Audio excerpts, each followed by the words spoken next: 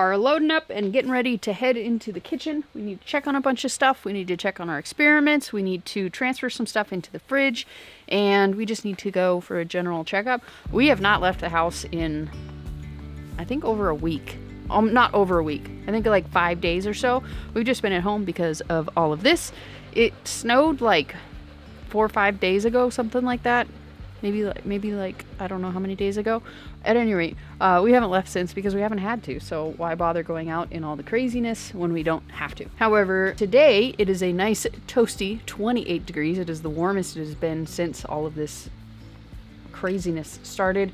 It got down to, the lowest that I saw was negative 12 degrees, or no, negative 8 degrees. But I saw on the news that in Springfield it got down to negative 12. So it was probably just that cold overnight, but I just didn't actually see it. So we're heading in. Robert is checking on the sinks to make sure that the drains are clear, because we have to keep our water running during really big cold spells like this, because otherwise the pipes will freeze.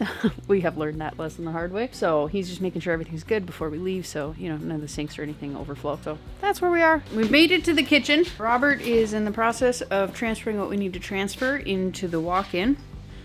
I am waiting for the tester to get warmed up. It has to warm up for like 10 minutes. I just checked on all of the kombuchas that we have the air getting piped into them. They all look totally normal, but we're gonna put them to the test and see, after 5 days of having oxygen piped into them, is there a difference between these as far as pH goes, pH, flavor, and ethanol. It is officially warm, so let's test.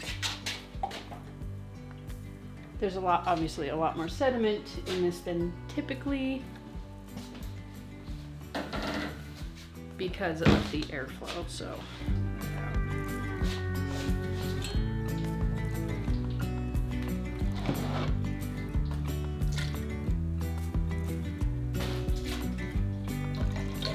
Oh my gosh.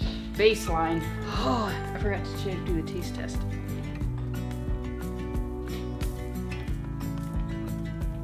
It's got the acidity. It has almost a fruity flavor to it.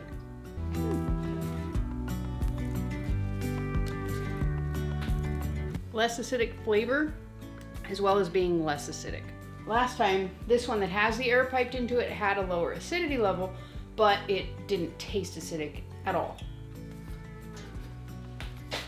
The last two taste about the same. I kind of want to say that I prefer the first one.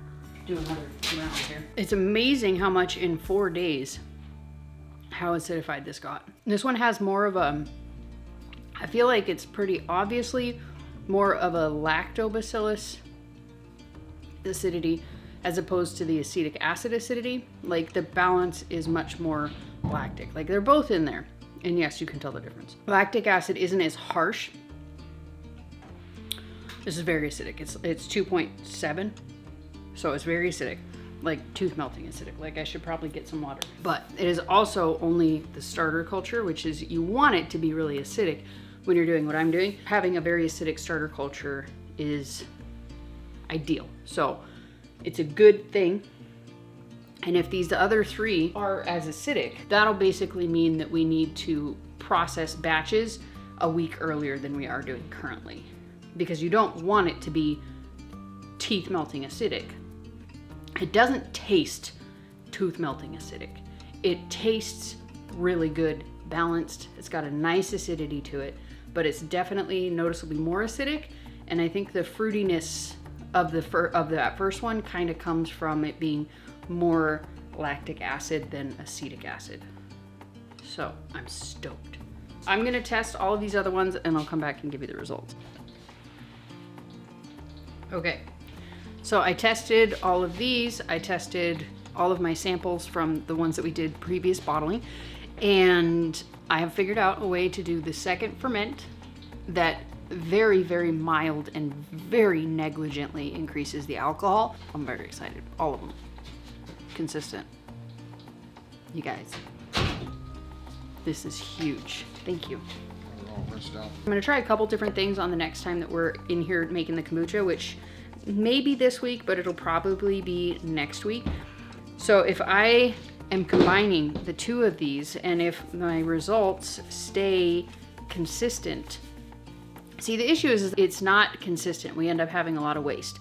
So these ones are very promising because they're all in range. Every single one of the second fermentations only increased by like 0.05%. So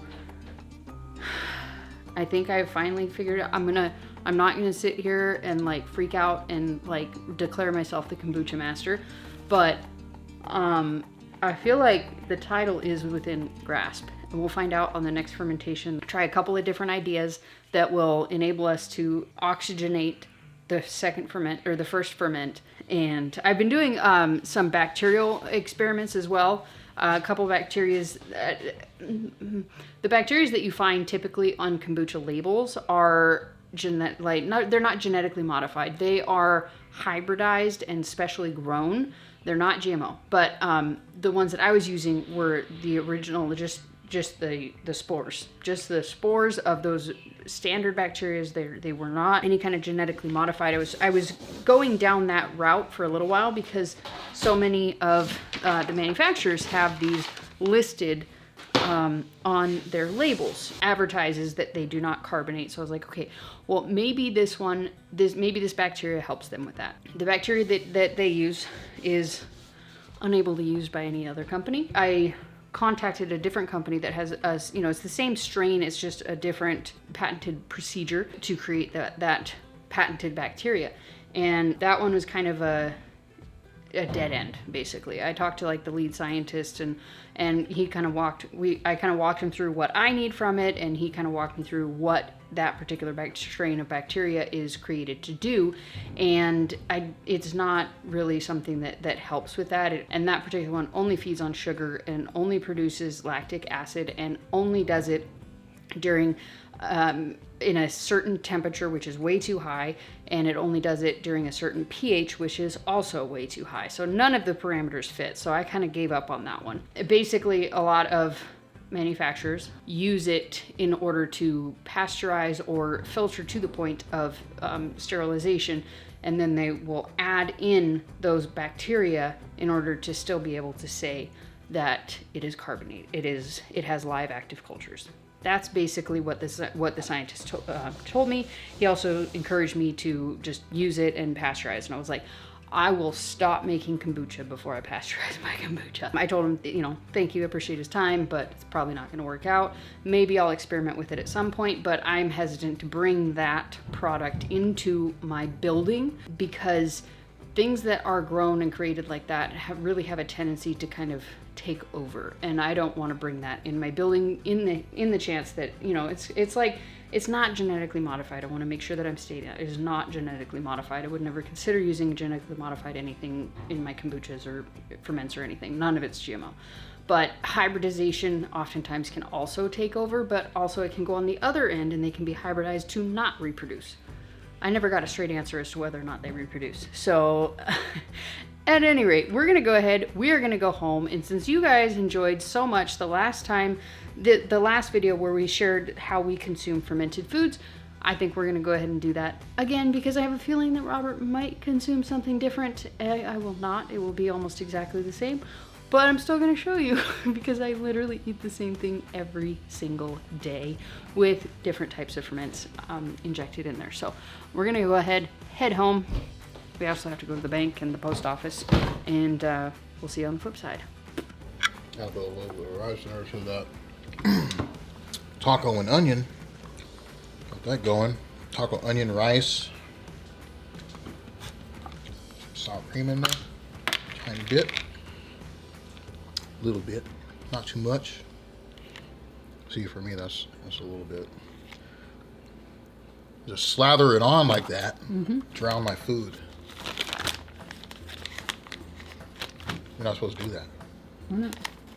Because the cartoon in the 1980s told you never to drown your food. I have no idea. Gen X will know what I'm talking about. They know what I'm talking about. Okay, here we go. I think that's that. Oh, before I do the curtido, I'm just going to pop this in the microwave real quick.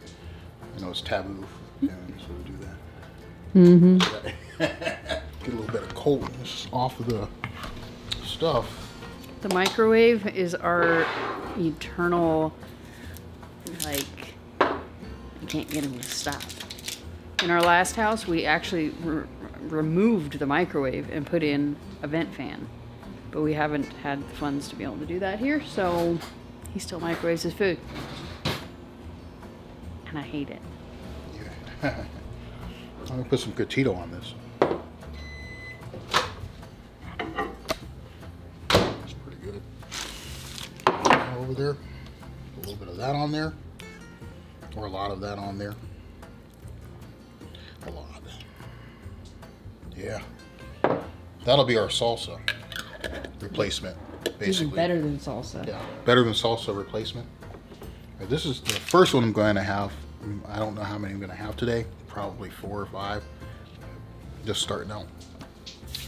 We're both fasted until now. Yeah. It's 6:30 and we're both about to start eating. Let's do this up. Yeah.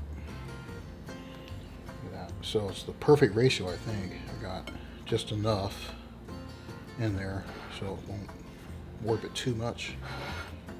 Just fold it in there good. It's not coming out, I don't think. Then take it like this. I'll fold it over like that. See that? Perfect. Mm-hmm. Try this. Mm-hmm. Mm-hmm. And the kombucha, I'm guessing? Mm-hmm. Blueberry ginger. Blueberry ginger. Oh, it's excellent. Mm-hmm. There you go.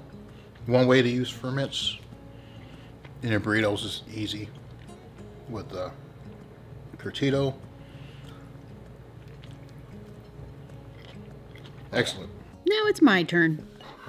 Same thing as every other day. It's just 6 egg whites, 3 patties with cheese. Although I do have to say, today is the last day for probably at least a month, maybe longer, that I'm not going to be having cheese. I'm just going to do an experiment and see if I feel any better without cheese. So then you got the egg whites or yolks. And about a cup of shadows, or jalapeno kraut.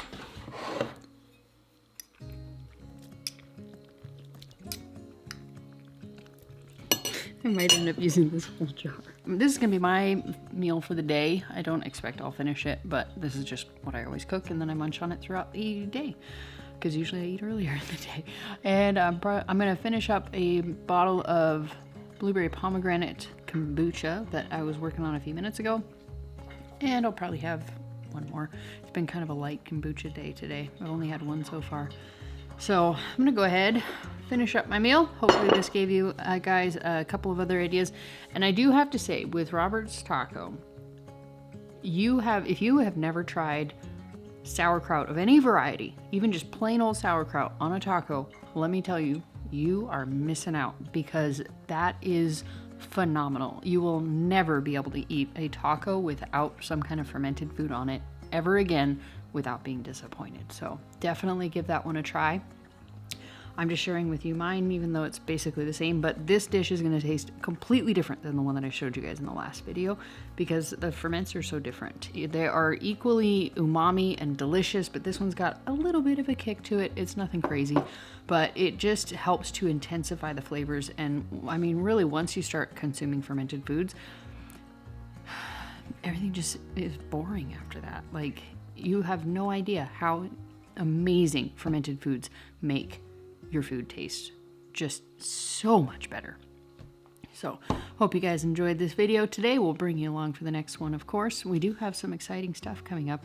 We are just getting ready to order some very cool stuff for the business, and I'm very excited about it. So thanks for watching, and peace out, sauerkraut.